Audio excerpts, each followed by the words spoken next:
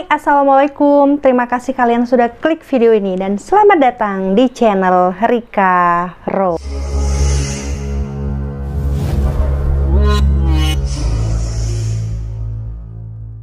Happy New Year 2021 buat semua teman-teman yang udah nonton video ini. Dan aku berdoa semoga di tahun 2021 ini kita semua ya teman-teman diberikan anugerah oleh Allah Subhanahu wa Ta'ala.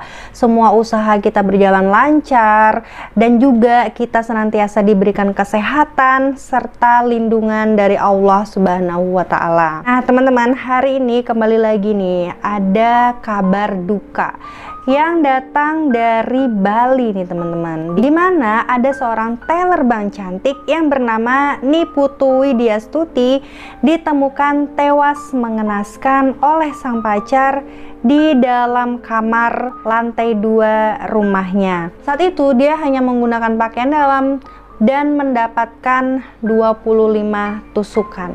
Serta yang paling mengejutkan lagi teman-teman, ternyata pelakunya ini tidak lain adalah tetangganya sendiri, bahkan masih sangat remaja, yaitu berusia 14 tahun, bernama Putu Aldi, yang kesehariannya dia ini bekerja sebagai buruh bangunan. Dan ternyata ini bukanlah pertama kalinya remaja tersebut melakukan sebuah tindak kriminal. Bagaimana kisah sebenarnya? Yuk kita bahas.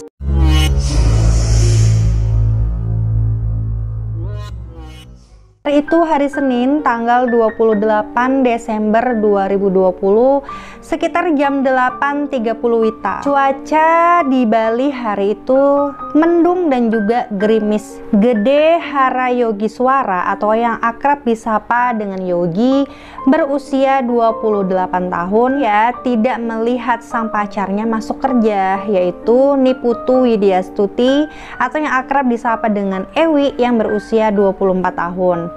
Nah, kemudian dia mencoba menelpon Ewi tapi tidak diangkat-angkat. Kemarin memang Ewi ini sempat menelpon Yogi ya, sang pacar, beberapa kali.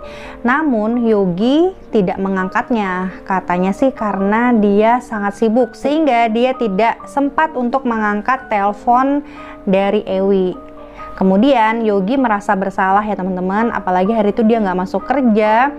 Akhirnya Yogi ini memutuskan untuk melihat keadaan sang pacar ke rumahnya yang terletak di Jalan Kartanegara Gang Widura nomor 24, Dusun Poh Gading, Desa Ubung Kaja, Denpasar Utara, Kota Denpasar. Nah, saat dia tiba di rumahnya Ewi, dia agak-agak heran nih karena pintu pagar itu sudah terbuka. Dan kemudian saat dia melihat pintu depan juga tidak terkunci. Di situ Yogi pun mulai merasa cemas nih teman-teman. Akhirnya dia terus masuk sambil memanggil nama sang pacar. Karena memang Ewi ini itu tinggal sendirian di rumahnya yang agak besar itu ya, karena kan lantai 2 bertingkat, berarti agak lumayan besar ya rumahnya. Tapi ternyata dia melihat ada bercak darah di lantai menuju tangga. Disitulah dia mulai sangat-sangat khawatir nih dengan keadaan sang pacar.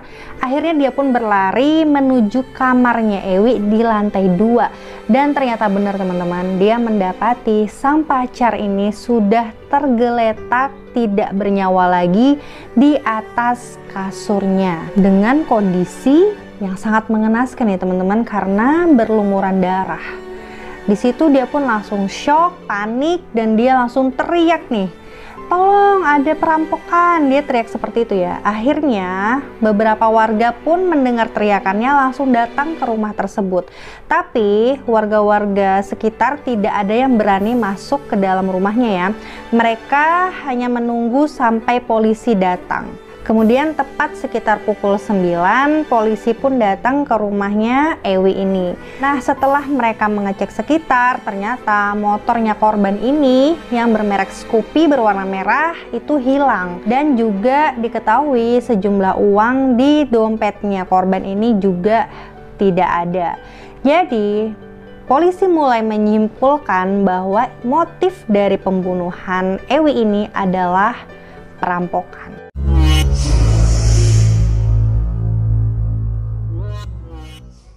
Hasil dari pemeriksaan forensik, tubuhnya Ewi ini mengalami 32 luka dan 25-nya adalah tusukan pisau. Luka tusuk yang dialami oleh Ewi ini ada di dada, ada di leher kiri, ada di punggung, ada di perut atas, dan juga ada beberapa luka terbuka kayak sayatan gitu ya, yang memperlihatkan bahwa sang korban ini sempat melakukan perlawanan kepada si pelaku. Namun walaupun kondisi jasadnya Ewi ini hanya menggunakan pakaian dalam, tetapi dia tidak dilecehkan ya teman-teman. Nah, polisi juga melihat ada sebuah tangga besi yang berada di bawah jendela kamarnya korban ini. Jadi polisi sangat menduga bahwa si pelaku ini keluar lewat jendela tersebut dan melalui tangga itu. Kemudian ada juga nih teman-teman pisau dapur yang terletak di dekatnya. Jadi pada saat pelaku ini turun dari tangga, dia langsung membuang pisaunya di situ dan dia pun membawa kabur motornya ya teman-teman. Awal polisi memang sempat bingung ya mencari tahu siapa pelaku yang sebenarnya.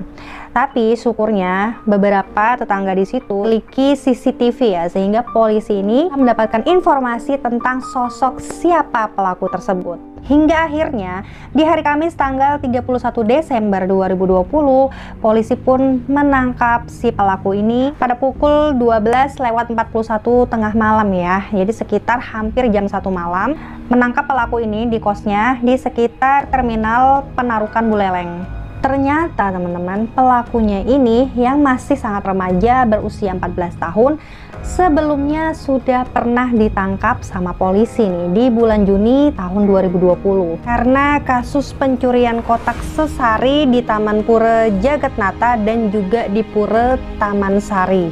Pada saat itu dia mengambil uang tunai sebesar Rp400.000 dan juga sebuah tongkat yang dipasang di salah satu pelinggih.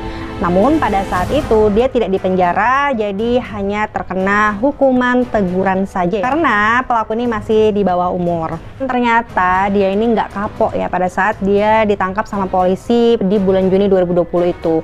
Sehingga di bulan Desember 2020 ini dia bahkan mengintai Niputu Widyastuti sejak dia baru pindah ikut bersama ayah dan ibu tirinya di desa Ubung Kaja tersebut. Dia mengintai sudah sekitar 1 mingguan ya teman-teman. Jadi dia melihat kesehariannya Ewi ini adalah seorang perempuan yang tinggal sendirian di rumah dan dia juga tidak pernah melihat ada kendaraan yang lain yang parkir di rumahnya, hanya sebuah motor yaitu motornya Ewi ini. Sehingga dia merasa bahwa Ewi ini adalah korban yang sangat tepat untuk dia. Selain dia seorang perempuan, dia juga tinggalnya sendirian. Jadi benar-benar sangat lemah nih kondisinya Ewi itu. Dan akhirnya di tanggal 27 Desember 2020, pelaku ini pun melancarkan rencananya yang sudah dia pikir matang-matang. Pada saat itu pelaku ini masuk ke dalam rumahnya korban dan kemudian dia berusaha untuk mencari di mana kunci motor sang korban ini.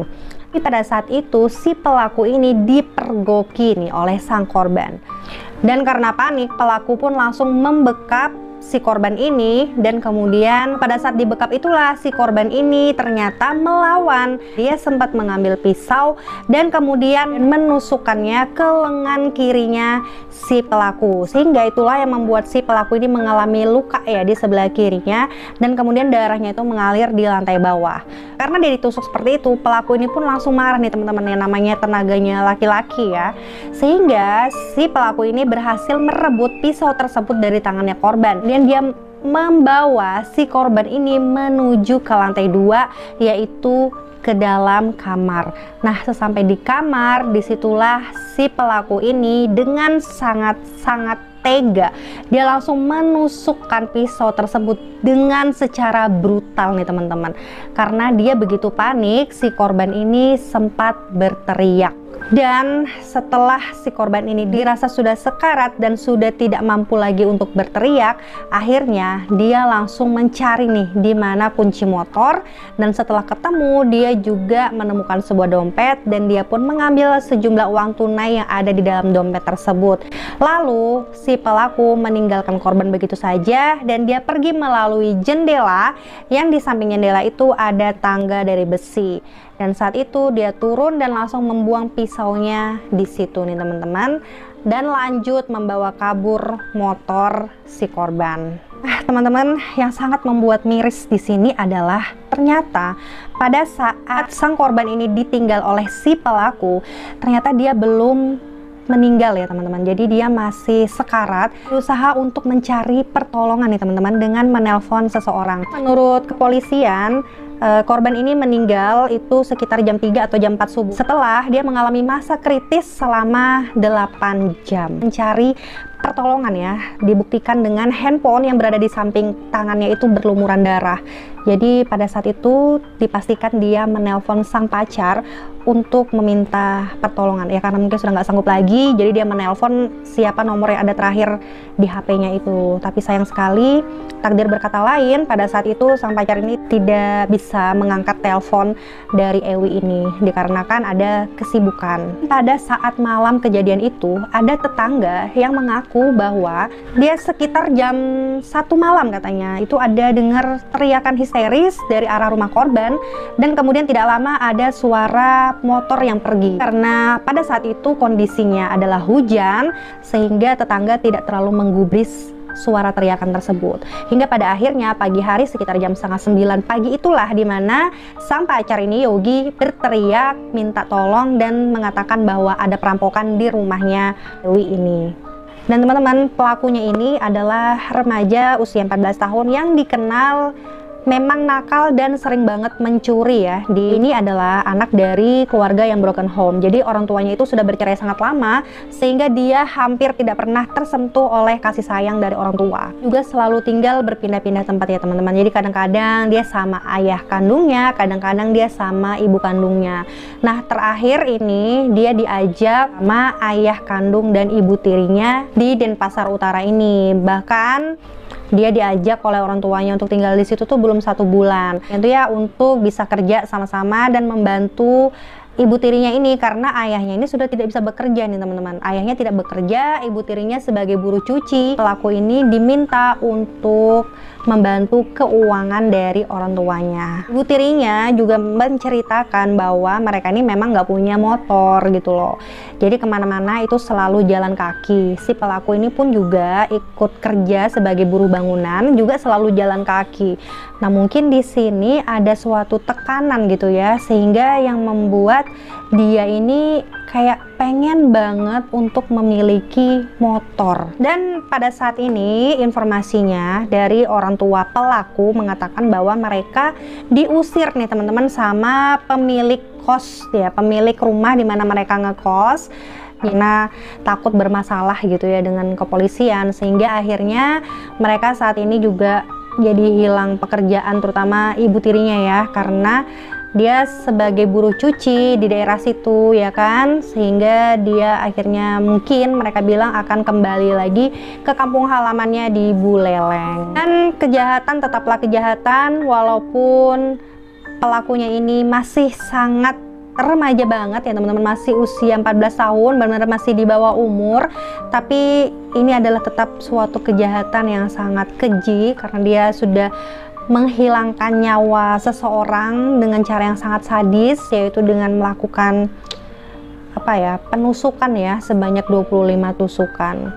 Dan hukuman yang akan diterima oleh Putu Aldi ini adalah, informasinya adalah 15 tahun penjara. Apakah hukuman 15 tahun penjara ini sudah benar-benar pantas untuk si pelaku, atau bagaimana menurut kalian? Bisa komen di bawah. Demikianlah kisah ini teman-teman, semoga kita semua bisa mengambil pelajaran dari berbagai kisah pilu dan juga kejadian-kejadian yang sangat menggemparkan ini.